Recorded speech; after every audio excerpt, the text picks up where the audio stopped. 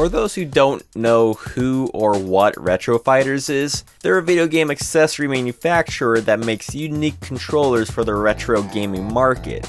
Recently, thanks to a very successful Kickstarter, this company released a controller for the Nintendo 64 that replicated a more standard controller design, like an Xbox One, gone with a 3-pronged handle and in with a more comfortable format in the Brawler64. This state-of-the-art controller is something we don't normally see for the N64.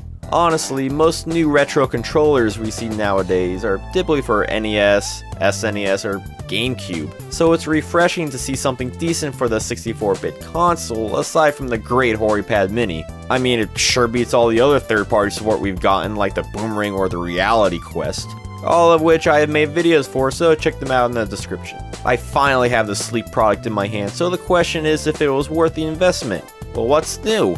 The Brawler64 has a comfortable design, a turbo button, larger C buttons for fighting games, a smoother analog stick, a high quality D-pad, and dual Z triggers for each side. That's approximately it, but it's a nice bit. Let me just say how nice this feels. The plastic material is really top notch and the stylish matte buttons gives it that extra something. And the size is just right, being smaller than the classic controller and slightly bigger than the HoriPad. You shouldn't have any problems reaching any button, even both Z triggers. I will point out that the Z triggers feel different from how you might expect. They feel more like an Xbox trigger than the N64 Z button.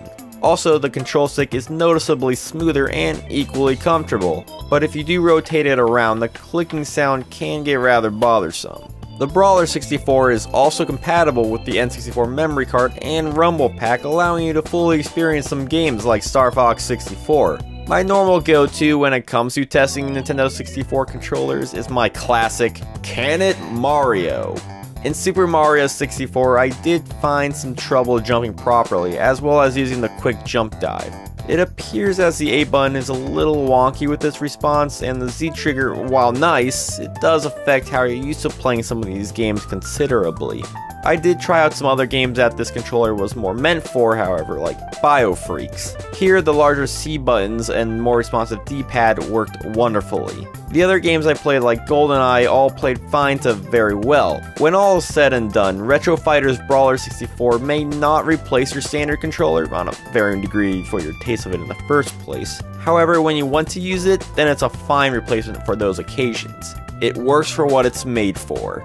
If there's one thing I can say about this is that it's quality made, so if you're looking for an alternative to your trident shaped gamepad, then look no further than the Brawler64.